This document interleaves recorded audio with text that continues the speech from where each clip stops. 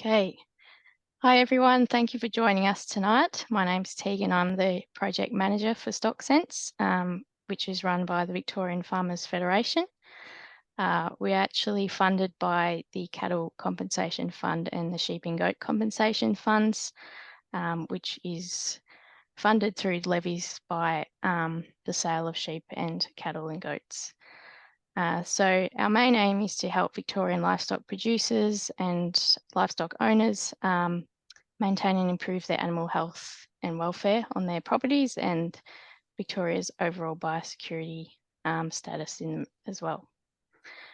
So we do this through a number of ways. We have workshops, face-to-face workshops across the state.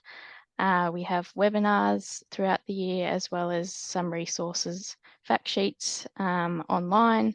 We've got the Peri-Urban Welcome Pack as well, which is downloadable from our website. And we also have a quarterly newsletter, which you can sign up to via our website as well, or send us an email. So there's our email there and our website. We're also on social media if you would like to follow us. As we are a funded project, your feedback is really important to us. You would have received this pre-webinar survey link when you signed up. If you haven't already done that, if you've got your phone handy, quickly scan this and do this. It will take you 30 seconds. It really helps us to determine where the project is going and show that we are making a difference and this project is important and funding will hopefully continue. So if you haven't already done that, if you find your pre-registration email, the link will be there also. So here's just some of our upcoming events if you're interested and if they're in your local area. We've got a stock handling workshop at Ballarat Sale Yards on September the 6th. We're also doing a working dog demo and farmer health check with our other VFF project team, Making Our Farm Safer team at Amphitheatre on the 21st of September. So feel free to check out those. All our events are on the website as well. So tonight we have Chelsea Hare from Herd Solutions speaking about cattle and managing, winter conditions, drier conditions and supplementary feeding. Tomorrow night, if you'd like to join, we'll have Alison Gunn talking about sheep and goats from that perspective. So if you have any questions, type them in the Q&A box down the bottom of your screen. We'll get to these at the end of the webinar. And this webinar is being recorded, so we will send out a follow-up email probably later in the week or early next week with a link to that webinar recording so you can watch it again if you like or share it with your friends. So with that, I'll pass it over to Chelsea. Stop sharing my screen and she can introduce yourself. Thank you so much. Hopefully this works like it did last time. Can I just confirm that looks okay on your end? All good? Perfect. Perfect, thank you. Sorry, just went mute then for a second. I'd like to say thank you again, just to start, for having me. I love doing these webinars for the VFF. It's always a pleasure to come on board to do these evenings. I think a big reason that we've decided to cover this topic is certainly reflecting on the winter that we've just had. It's been very, very harsh on livestock across the state, but certainly what we're seeing in East Gippsland here. So it's a really important topic, and unfortunately, in most parts of Victoria, a pretty suboptimal autumn, it has highlighted the importance of making sure we keep an eye on our livestock over the winter period, because we can expect that there's going to be feed shortages most years.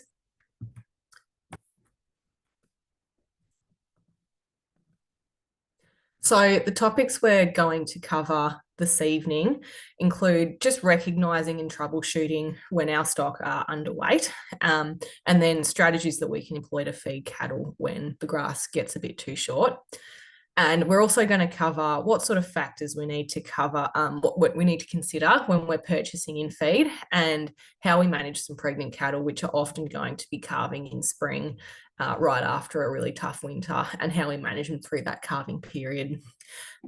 Tomorrow's session with Alison will be on sheep, but what I will say is that even if you're a cattle producer, I've had a flick through the slides, and I definitely think there is some sections that are very applicable to cattle owners, even though it is a sheep focused webinar. So there is definitely more to be gained, even if you are just a cattle producer, in attending tomorrow night's webinar as well. So I thought we would just start with another review of body condition scoring. And I know that this has probably been done to death a little bit, but it is essentially the tool that we need to use when we need to identify if there's cattle that could potentially benefit from supplementary feeding. So when we're looking at body condition scoring our cattle, the two places that we want to palpate and observe in these animals are the short ribs and the tail head. The reason body condition scoring is so important is because it estimates the body fat reserves of our cattle, and it's an independent measure irrespective of the cow's size, frame, stage of production, and live weight. Unfortunately, live weight, even though it is a great tool, it can sometimes be a little bit misleading because it can fluctuate quite a fair bit depending on how much that cow has potentially eaten or drank throughout the day. And so that's where we need to do our condition scoring instead. So just another picture here, when we're looking at palpating the short ribs, this is the cross-sectional area we're looking at. So it's those short ribs between the rib cage and the pelvis, and palpating the amount of fat cover between the two ribs. So I've taken the 6-point scoring system here, but there are some systems that are also done on a 1 to 5 system. It doesn't really matter which one you use, as long as you're consistent with your recording and your definitions of a 1 to 5 scale or a 1 to 6 scale. So these scores range from a 1, which would be an emaciated animal, through to 6, which is where the divots between the short ribs and the tail base are completely unpalpable and they're completely buried in fatty tissue. So I've got some examples here, and I really like this picture because I think it is a great example of where we can get caught out thinking that a cow's in good condition when maybe it's not. Obviously, this cow looks like she's got really good gut feel. And admittedly, it is a dairy breed, but I think it highlights the importance of not just looking at how wide or how good the gut feel is, but really looking at those short ribs and over the pelvis, because that's where the fat coverage is going to be. So in reality, this cow is probably only a condition score 2 because those short ribs are very, very prominent, as we can see in this photo. And then we can move up to, this is an example of condition score 3. So the short ribs are usually only palpable with firm thumb pressure when applied. And there is good fat cover on either side of the tail head. Through up to a condition score 4. So this is a very healthy looking cow. It's got good fat coverage across those short ribs and over the tail base. And then this cow would probably, depending on how it palpated, be sitting at either a 5 or a 6, depending on what scale you would be using. And so most importantly, what are we actually going to do with this information? Well, we can formulate a heap of target condition scores for cows depending on when you expect them to calve and what stage of production they're in. So this is based on a 1 to 6 scale grading. So for the start of an autumn calving and an autumn mating, we want our cows to have a body condition score of 3 to 3.5. We can be a little bit more lenient with condition scoring of cows at the start of spring if they're a spring calving cow at 2.5 to 3. And the reason for that is when you've got a cow that's calving in autumn, we expect that they're going to go into a peak lactation right before winter, and then they're going to be, exposed to a much lower availability of feed through winter. So we want to start those autumn calving cows on the forward foot at the start of calving and make sure they've got adequate body condition reserves before we go into winter. Whereas for our spring calving cows, they've come out the other side of winter. They're going into a season, if we assume the spring is going to be good, we can usually assume that those cows are going to be on a rising plane of nutrition as they go through calving and as they go through their lactation. So we can expect that there's going to be feed in front of them. With regards to bulls, we like them to be at a condition score 3 to 3.5 at the start of calving. The thing we need to be a little bit aware of with bulls is there is a bit of a sweet spot for them. We still don't want bulls to be too fat either, because that can also cause issues with semen quality and just genuine physical mobility as they get from cow to cow. So we don't want them too skinny, because that will obviously impact their ability to keep serving cows, but we also don't want them too fat to the point that they are prone of injury and things like that. So what we can do with these condition scoring is we can even look at drafting those cows that might be a bit lighter in condition at the time of weaning, so that while they're dry, we can preferentially feed them so that we can get them back up to the target condition that we want prior to calving. One condition score on a cow is generally equivalent to 50 to 80 kilograms of live weight, depending on the frame of the animal. And the reason that we want them at a good body condition at the start of calving, at the start of mating, is because if cows aren't in a good body condition score, particularly at the start of mating, they're going to have a lot of trouble getting back in calf as well. We know that cows that are in a negative energy balance and are poor in condition are less likely to actually cycle from their ovaries, which is obviously the driver of a cow getting back in calf. So that's where we want to be looking at our body condition scoring before we put those bulls out with them. It's really important that we pay particular attention to the body condition score of our heifers and our first calvers, because they are quite notoriously the hardest ones to get back in calf as well. So it's especially important with those classes of animals that we have them condition scored prior to calving.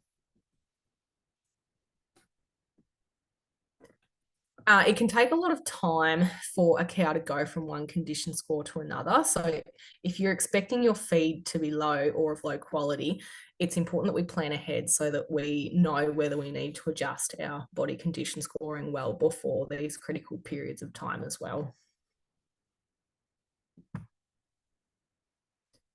So we're going to move into a bit of animal nutrition now. So when we look at how we want to go about feeding a cow, the main things we need to ensure are that we've got a consistent access to forage. Cattle are obviously grazing species, so they are adapted to grazing for large chunks of the day. Cows don't cope particularly well with once to twice day feeding. They really require a slow, low volume amount of feed throughout the day. And what we want to do is be supplementing these cows with grain or silage or hay during lactation and periods of growth if we expect that pasture quality is going to be low. We also want to ensure that there's appropriate mineral supplements out if we think that they might be needed. And we want to monitor our condition score and adjust the diet as needed. It's important just to remember, if we're going to do any changes to feed, that it can take up to 10 days for the rumen bacteria that are obviously important for digesting all these feeds to actually adapt to a new diet or a new type of feed. So whenever we make any introductions, always make sure that we do it over a 10-day period. So the things that we want to think about when we're thinking about what we want to actually provide these animals is, what are their energy, protein and fiber requirements? And the factors we need to think about when we're looking at the cow in question are, how old are they, and are they still growing? Is their size and weight going to be a factor? The stage of production of a female cow can have quite a substantial impact on the energy requirements for that cow just to get through the day. But also extreme weather conditions can also quite adversely change their energy requirements as well. And I'll come back to that later on. Stress and disease will also increase an animal's energy requirements, as well as any exercise if we're moving cattle large distances from paddock to paddock. So the key nutrients that we want to look at when we're formulating a diet for a cow would be energy, which is often expressed in megajoules of metabolizable energy. Also the protein percentage, which is often expressed as crude protein, and our fiber percentage, which is often expressed as neutral detergent fiber, or NDF.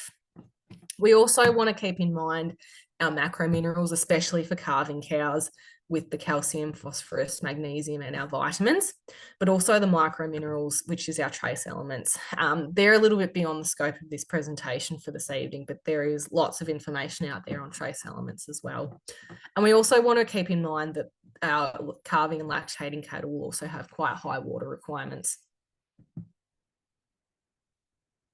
So looking first at energy, when we grossly look at the energy requirements of stock, we need to account for their maintenance energy requirements. So that's just the maintenance that's required for them to beat their heart muscle, walk to the water trough, and simply just get through the day. And then we need to account for the energy required to grow if we've got young animals that haven't reached their mature weight yet.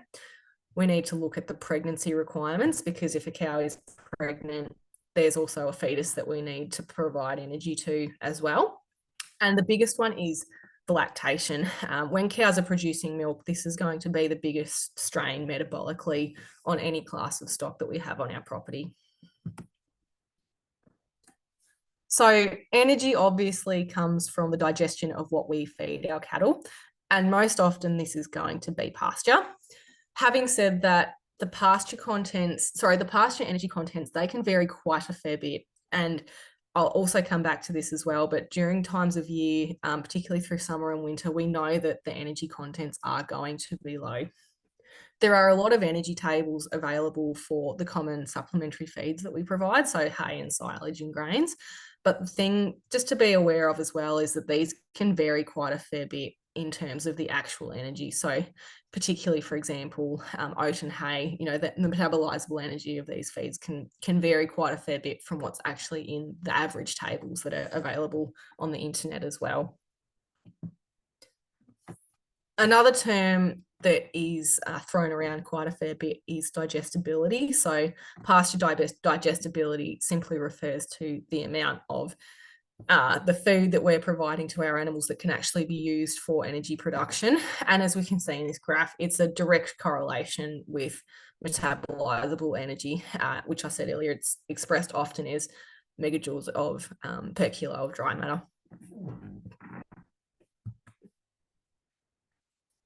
And the relationship between pasture digestibility and pasture maturity is quite important as well. So this has come from the ProGraze manual. And if we just look on the right-hand side where I've circled those values at the top, when we want to get a feed base from our pasture that's over 9 megajoules of energy per kilo of dry matter, we need actively growing green pasture, which is usually in spring and autumn. So just to compare that and really sort of hit home how important those values are, this is another table that I've got from the Department of Ag here in Victoria from the Drought Feeding Guide. And as we can see on the right-hand side there, for most cows that are lactating, we're going to need an average metabolizable energy concentration of the diet, which is around 9 to 10. So if we don't have that at the time of calving, we're going to need to supplement these cows unless those cows are in exceptionally good body condition and they can afford to lose a small amount of weight until we get better quality pasture. But in the event that that doesn't happen, it does unfortunately make supplementary feeding a bit of a necessity. Moving on to protein requirements. So protein's often expressed in crude protein, or CP, when you're looking at packets of feed in the supermarket or looking at a feed test result. So it's derived from the nitrogen content of our feeds, and protein requirements will increase with growth, pregnancy, and lactation. Another important thing just to keep in mind is also fibre. So fibre levels tend to correlate with how much a cow can physically eat through the day. So if we've got low fibre values, that usually indicates that the feed is quite high in energy, it's highly digestible, and the cows can potentially eat a large volume of it because it's going to transit through the gut a lot quicker. The thing with fibre is that, especially with ruminants that are quite well adapted to a high fibre diet, is that if we send that fiber level throughout the whole diet too low, to below 25%, that's when we tend to get issues with poor rumen function and acidosis. So if we've got cows that are scouring with really bubbly looking feces, that's when we'd start to get a bit concerned that maybe there's not enough fiber in the diet. And these typically occur on very, very high grain rations. Fiber is really important for maintaining a healthy gut, no different to people. And it's certainly, coming up more and more in the news and in human health as well, that fiber is a really important source of a healthy gut microflora.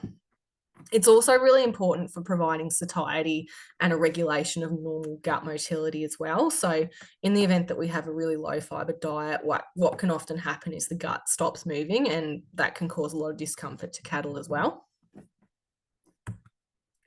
So just to summarize our nutritional requirements, and again, these have come directly from the Agriculture Victoria website. I've just popped some tables in here which sort of summarize the energy, crude protein, and fiber requirements of different cattle through their different physiological stages of pregnancy, lactation, and dryness. As we can see on the right there, the NDF is always set at a minimum of 30%, which I said earlier is mainly so that we don't get any issues with grain overload or acidosis. Also, just note that as we have cows moving from a maintenance period through to late lactation and pregnancy, we get higher increases in crude protein requirements as well. And also we get increases in metabolizable energy as we move the cow from maintenance to pregnancy to lactation. And then again, for calves that are growing, we have very high metabolizable energy requirements at 10.5, sometimes even up to 11. And the crude protein requirements go up quite a fair bit as well. And I just thought I'd add this in here as a bit of a reminder. During extreme weather events, the energy requirements of cattle can increase by up to 20%. So when we expect these weather events to occur, it's important that we look at utilising paddocks with shelter belts to provide some cattle with some shelter from the availing conditions. Also, cattle that are in poorer condition will have a higher energy requirement. And the reason for that is because body fat is an important insulator against cold conditions. And when we've got cows that don't have good layers of insulation, they're going to shiver more to stay warm, and shivering burns a lot of energy. So actually having those cows in a poorer condition can also be an adverse outcome on the amount of feed that we need to provide as well. So sometimes it's actually more economical to stop these cows from getting to an extremely low body condition, simply so that they have a lower maintenance energy requirement through winter. So what we want to be doing here is utilising our body condition scoring systems to identify these cows before we get to the peak of winter and look at feeding them separate so that we can get them into a good body condition before these types of events occur.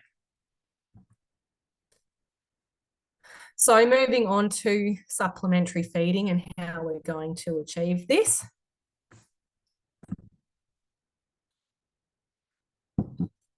The main stock that we want to be providing supplementary feed to is obviously going to be our growing stock and our lactating stock, because they've got the highest energy requirements. Depending on your stocking rate, seasonal feed gaps may require stock to be supplemented with extra feed, but as a general rule of thumb, an average dry cow requires 8.5 kilos of dry matter per day for maintenance. And I just thought it'd be good to include this in here as well. So this is from the Evergraze website, and there's different pasture growth curves available depending on your location. So this graph on the left comes from Hamilton in southwest Victoria, obviously a much higher rainfall area, which can obviously facilitate much higher levels of pasture growth throughout the year. Whereas we compare this to northeast Victoria, which the second graph is from in Seymour, where we can see that during June, July, there is quite a depression in dry matter growth. So depending on where you are and what you're grazing, there can be seasonal feed gaps that are quite easy to anticipate when we look at the data on the Evergraze website. So it's quite easy and freely available to have a look at there. And it just can be used to give us a bit of an idea as to what the carrying capacity of a property looks like. So what we want to be doing based on these graphs, just to go back, is when we know that cattle are going to experience a high energy demand period, such as calving, we want the cattle to have feed available to them, which is the rationale behind why a lot of people will start calving in August and September, is because this is when the cows are likely to have the highest energy demands. So if you can identify when you're likely to have feed gaps, then we can plan our production calendar around those events. If we need to look at doing some supplementary feeding, obviously the first thing we're going to look through is either hay or silage. So the key difference between hay and silage is that hay is cut and then allowed to dry before it's baled and put into a shed, versus silage, which is fermented to actually trap the energy within the feed before it gets metabolized by the grass. Because what will happen is once we cut that grass or feed stuff at the base of the stem, that plant will continue to metabolize its energy stores even after it's been cut. So if we ferment it and smother it with plastic or a pit, what happens is that plant stops using its energy stores, so we get much higher energy levels in silage. The problem that we have with silage is that it can have a very variable moisture content because of the fact that that moisture is trapped within the bale of silage, versus hay, which is allowed to dry first. Hay typically will have a lower energy. Both can have very variable amounts of protein depending on what type of feed that we've put into that hay or silage. The other thing just to bear in mind with silage is that sometimes we might need to consider the logistics of having silage. So sometimes they require specialised equipment such as a silage grab on a tractor so that they can be moved without piercing the plastic wrapping, because these silage bales need to be kept sealed to stop spoilage. With silage, as I said before, it's got quite a variable moisture content, which can also have implications for freight costs during periods when there's lots of people buying hay and silage. Just because of the moisture content, obviously we can only put so much on a truck, and we can typically put more hay on a truck than we can silage, simply because there's not that water content in the hay. So when we look at hay and silage and when we go and purchase it, we just want to look at the visual assessment first before doing anything. When we look at quality, we primarily are discussing energy and protein levels in the feed. The energy and protein often comes from the leaf component of our feeds, particularly when we look at things like lucerne. So what we're looking for is the green leafy plants rather than lots of stemmy plants.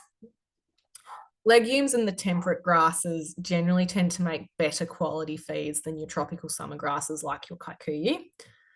The other thing to be aware of is that lucerne hay needs really strict weather conditions to maintain its leaf structure when hay is being made. So these conditions aren't so much of an issue for silage due to the retained moisture, but if we don't get the conditions quite right for lucerne hay, what can happen is all the leaves will fall off the stem, and that can reduce the energy and protein of the conserved feed.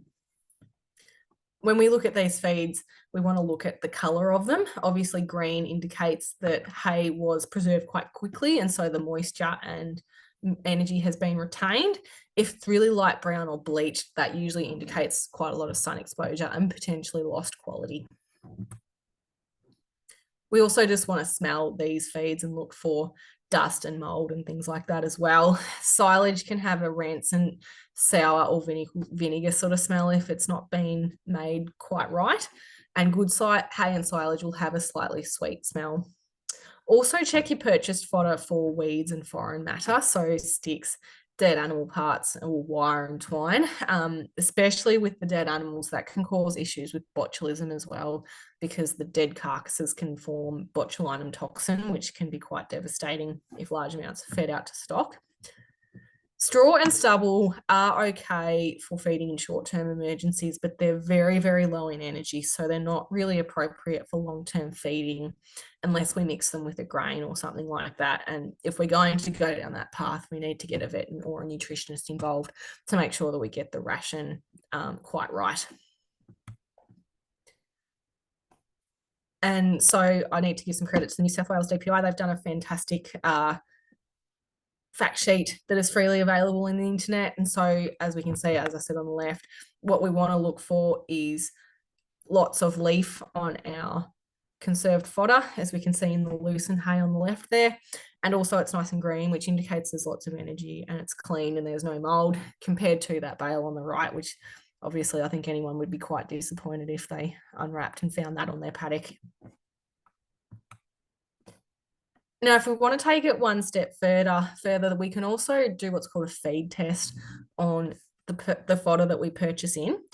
And then what we can do is, if we know the cost and we know the metabolizable energy and we know the protein, we can then compare feeds on a cents per megajoule or cents per gram of protein basis. And there's actually a website that the New South Wales DPI has put out where we can actually quantify these. And it's a really handy tool for comparing different feeds and what might be useful for your stock and what might be better use of your money as well.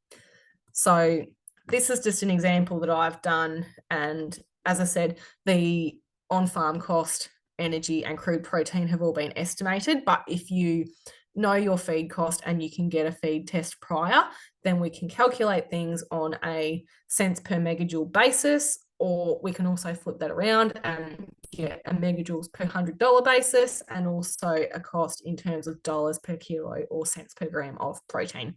And as we can see on the most far right, for example, looking at loosened hay at a cost of $400 a tonne and an energy of 8.5 and crude protein of 17, we'd be looking at a cost of $2.60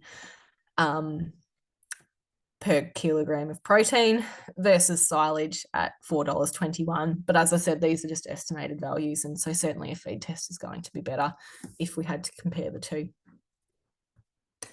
And this is just a bit of an example of what a feed test looks like, and often there is quite a lot of information. So if in doubt, certainly reach out to your vet, nutritionist, or if you've got any very experienced farmers that that could maybe help you nut out what you're actually looking at. The main things we want to look at, though, are, as I said, crude protein, NDF, and metabolizable energy. And those three things alone can give us a lot of information on how we might feed out our stock.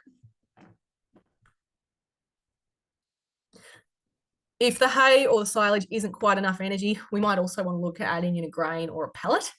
There are pros and cons with both. So both are quite low in fibre and tend to be higher in energy and protein. With grain, sometimes they do need to be milled to get optimal energy utilisation, and these are often present on dairy farms, but in smaller farms may not be practical to get a mill to do your own grain. So this is where pellets can come in handy, because all of those grains have sort of been broken down a little bit before we feed them to the cows so that they can get more energy extraction out of them. With both, we can get acidosis if we don't introduce them slowly. As I said earlier, we need to allow a minimum of 10 days for our ruminants to develop new bacteria to absorb any new feeds. So always introduce these types of feeds slowly. And so what to look for when purchasing grain and pellets is, does the feed contain adequate metabolizable energy and protein? And often when you flip the bag over, you can see all those values there, and you can look at whether we think this is going to be adequate to feed what we need to be feeding. The other thing is that there are a lot of brands out there that will develop pellets that are safe for sheep and cattle. So I had a bit of a search online, and Stock, Slingshot, and Lorky Mills all provide pellets that you can give to both. However, if you purchase pellets that are only for sheep or only for cattle, we can't feed them to cross species. The reason for that is sheep and cattle are very, very susceptible to certain trace element toxicities, particularly sheep with copper. So absolutely, we cannot feed cattle sheep pellets and vice versa. The other thing is for anyone that's got any dogs is to also make sure if we've got pellets with lactic acid to keep them away from pets as well. There is lots of documented cases of pets ingesting these pellets and getting manents and other types of toxicities. So always make sure they're in a container that the dogs can't get into. And again, this is a great table from the drought feeding guide, which is available on the internet from Agriculture Victoria. They've got some great guides on how much we need to feed of grain versus hay, depending on how heavy our cattle are and whether they're lactating or pregnant, etc. So this is a really good rule of thumb table as well to have handy if we've got to look at feeding a combination of hay and grain.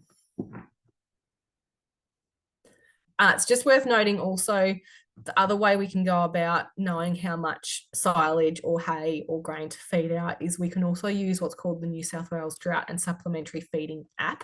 So it's an app that you can download on your smartphone and you put in your cow's details and what your hay and silage feed bank looks like, and it can give you a ration on how much you can feed per day so that none gets wasted and we're getting the perfect utilization of our stored fodder as well. Alison will be covering that in her talk tomorrow night. So as I said, even though it's a sheep focused presentation, it will still be quite useful for cattle producers as well. And finally, for this evening, the last topic I'm just going to touch on is some periparturient diseases, because these are quite often what we see going through winter and at the early start of calving as well. So the first one is grass tetany, which we've all probably heard of before. It's caused by a functional deficiency of magnesium. There's no bodily storage of magnesium in the body. So what that means is that cows need to have that on a daily basis to permit normal functioning. So unlike calcium and a lot of other minerals, we're stored in bones and places like that. But with magnesium, they have to have it in the diet every single day. So where we see grass tetany, it's often late pregnancy or early lactation cows when their requirement for calcium magnesium is quite high. High-risk periods include prolonged cold conditions followed by a very short warm period, and also dry or drought conditions where cows are on hay diets. And this is a lot to do with changes in rumen pH and reduced absorption of magnesium that's in the diet. Also, a lack of dietary energy in the diet can cause this as well, because our gut microbes are responsible for the absorption of magnesium in the rumen. Often these cows will be teetering on the edge of grass tetany, and then when they're triggered by a stressor such as severe weather, a new feed, or shipping, that's when they can tip over, unfortunately. The symptoms we tend to see with grass tetany include staggering, shaking, charging and aggression, fitting and downer cows, but often we can see it as a bit of a sudden death syndrome as well. If you suspect you've got a cow with grass tetany, it's important to get veterinary care urgently, because often by the time the cow goes down, it's usually too late. So we want to be seeing them as vets when they're at that stage where they're on their feet, but they're charging and they're a little bit aggressive, because that's when we can effectively treat them. So for prevention of grass tetany, we obviously need to provide a high concentration of soluble magnesium to the rumen every single day.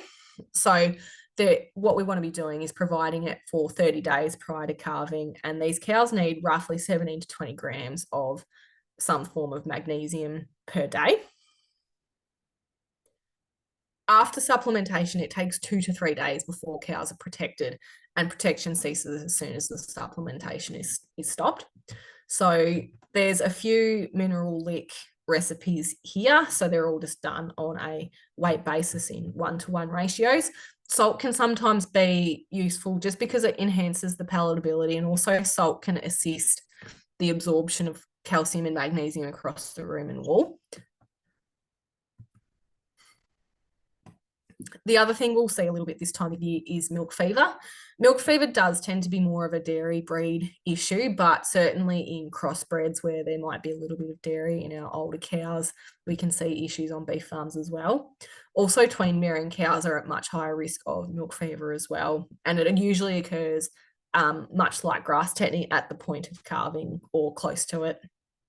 Lush grasses and high potassium forages such as hay and silage can also cause milk fever as well.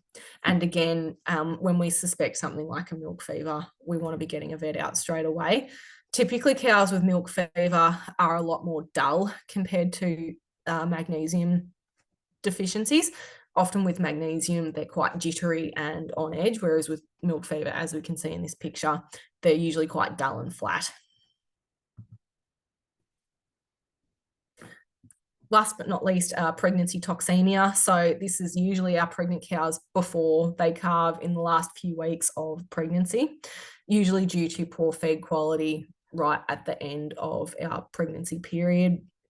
And it can often occur in very fat animals prior to calving as well, or animals that have got tweens or large calves. And the reason for that is really fat animals will metabolize bodily fat to stay alive, but the metabolism of that bodily fat produces what's called ketones, and those ketones actually further depress appetite. So it becomes a bit of a vicious cycle where the cows will metabolize their body fat, they release ketones, and the ketones make them not want to eat, so then they don't eat again. Symptoms for pregnancy toxemia is usually these cows are dull, they don't want to eat, and sometimes they can be staggery or aggressive, and we call this nervous ketosis, but it's not anywhere near as common as the down dull type syndrome we typically see. Treatment's usually resting on good quality nursing care and providing a good quality feed and propylene glycol to get them back into a positive energy balance. Occasionally in emergency situations, we may look at inducing pregnancy, but this needs to be done for legal purposes by a veterinarian. So you'll need to get a vet involved if we have cows that have got pregnancy toxemia. So key take-home messages before we open up for questions. Maintaining our body condition score to optimize the performance of our livestock. So looking at condition scoring prior to really high energy consuming periods such as pregnancy and mating, so that we can be on the forward foot in terms of our planning, and planning our high energy periods such as calving time around times of the year that we are likely to have pasture available. When purchasing fodder, consider the class of animal and its energy requirements and what you're expecting to have to feed. And when feeding mobs of animals, ensure that subordinate stock can also access the food. For any further reading, I've popped some references there that I've used to sort of put this presentation together this evening. There's some great resources out there from Agriculture Victoria and the New South Wales DPI. And I think we can open up to questions. Thanks so much, Chelsea. That was great. And yeah, those are definitely some great resources, and even just the tables are really helpful on working out what you need to feed. There are a couple of questions. So for worming, they've looked up good worming routines for calves for autumn and spring. What about if your calves are born in winter? Is there a different worming routine that you might follow, or are those ones appropriate as well? I'll start by saying the best resource that we like to use is called Parabos for drenching of calves and weaner calves. We generally, irrespective of when calves are born, don't expect them to need to be drenched unless we're really under heavy grazing situations until weaning. The reason for that is because those calves are still drinking off their mum. Theoretically, their parasite exposure should be quite low until we're approaching the weaning age. So as we know, most of these parasites are ingested from larvae on the pasture. So yeah, theoretically, if we've got calves on mum still, their requirement for drenching should be low. And we always recommend at weaning drenching them with an oral drench rather than an injection or a pour on if we can. And usually we want multiple active ingredients in that drench as well. So the product of choice we recommend is Trifecta because it's got 3 active ingredients. So if there's any resistance to one class of chemical, theoretically there shouldn't be any resistance to others. So it just means that we get a really good worm knockdown at the time of weaning. And prior to that, as I said, unless we're in really extreme sort of situations, prior to weaning, there shouldn't be a huge requirement for drenching. Yep, great. Mineral licks versus mineral injections. Do you have any thoughts on better or? Yeah, that's a great question. We generally recommend the injections just because with licks, there can be a pretty variable uptake from different animals. And we know that there's been studies that will support this, that there's some animals that just will not go near a lick and take it up. So particularly with regard to trace elements, which in our district are copper, cobalt, and selenium, we would certainly want to look at doing injections rather than a lick. What I would say though is if you're going to go down the path of doing long-acting injections, such as a Salovin, to maybe just have a chat with your vet first about doing some blood testing to make sure that there's an actual deficiency prior to giving the injections, because especially with an injection, once you give it, you can't take it back. And to avoid potential toxicity issues, if we're going to do long-acting injections, I'd certainly consult with a vet first. Okay. And what role does magnesium play in the cow system? So magnesium is really important for maintenance of nerve conduction in the brain. So we say that when we talk about grass tetany at a cellular level, the problem is with low magnesium in what's called the cerebrospinal fluid, which is sort of the fluid that bathes our central nervous system. And so when that magnesium gets too low, it can alter the brain's ability to function properly, which is why we see issues with aggression and confusion. And also they get staggery because their nerves aren't working appropriately. That's also why grass tetany is almost impossible to treat once it's at a terminal stage as well. So speaking from my experience as a veterinarian, once those cows are down on their side and they're shivering violently and tremoring quite violently, it's almost impossible to save those cows because we can give some magnesium intravenously, but the problem's actually not in the bloodstream. It's in that cerebrospinal fluid which coats the brain, and that can take quite a fair bit of time to go from the blood space into the brain. So that's what presents it as a really difficult treatment sort of path and why we want to look at prevention instead. Yep, definitely. Next question. We've been told by a local ag supplier that magnesium can make cows lazy during birth. Can you share any insights on this? In my experience, I haven't seen that tend to occur. When we do see issues with cows having trouble with birthing because of metabolic issues, sometimes it can be because of low blood calcium. So I'd certainly look at that as an issue more so than magnesium. But also if cows are over fat at the point of calving, that can slow down the calving process as well. But also if we're getting large amounts of stillborn calves, we've certainly seen cases where we assumed it was metabolic issues and there was actually abortion related issues going on as well. So when we have problems like that, I'd probably say consult a vet because it can sometimes be quite a multifactorial issue at play. Yep. Okay, and going back to minerals, boluses, are there pros and cons for that versus injection and the licks? I don't have any major preference between boluses and injections. I think they both work really, really well. I find mostly with cattle producers, the reason they don't want to go down the path of boluses is simply because there's a lot of cow wrestling involved with getting a bolus down a cow's throat. And I can 100% respect that. So I have got no problem with boluses, and I think they're a great supplementation tool if you've got the time and the patience to apply them. Okay. So carrying capacities of paddocks, when calculating this, do you use a pasture quality grading system to adjust the carrying capacity estimation? That's probably a better question for an agronomist than a vet, to be honest. Yeah.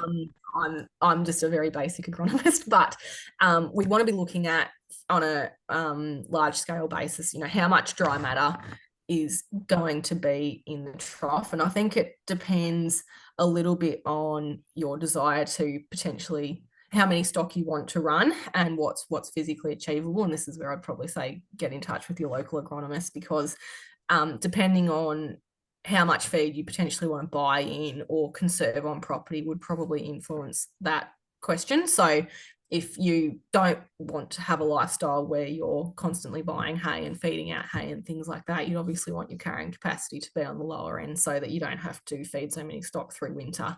But if you want to potentially make more off your property and put more stock on, certainly there is no cut and dry answer with how many stock you should be running. It's very much a case of how many stock do you want to run and how much can we achieve, and what sort of life do we want to have for ourselves through winter, and how much do we want to be feeding those stock when the feed levels get low. Okay, great answer.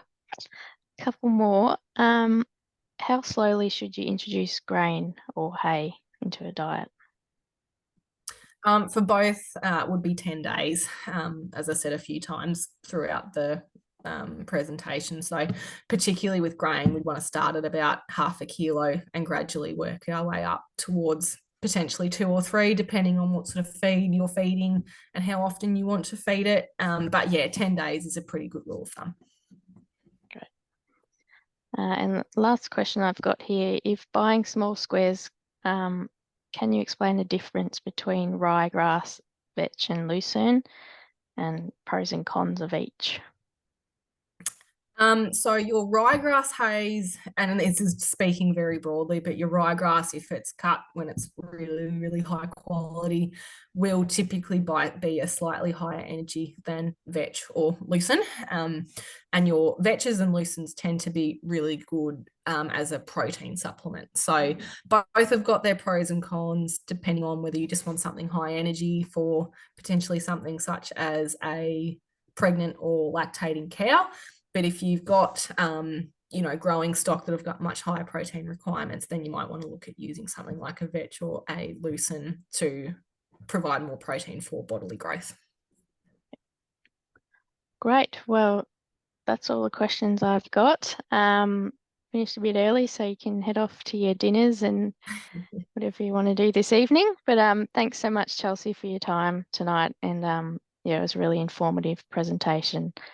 And yeah, if you're free tomorrow night, please come along to hear Alison. As Chelsea said, it's all relevant, whether you've got cattle or sheep. And when you registered for this webinar, you registered for them both, so it's the same link, and you should get a reminder to that tomorrow. So thanks, Chelsea, and good night, everyone. No worries. Thanks for having me.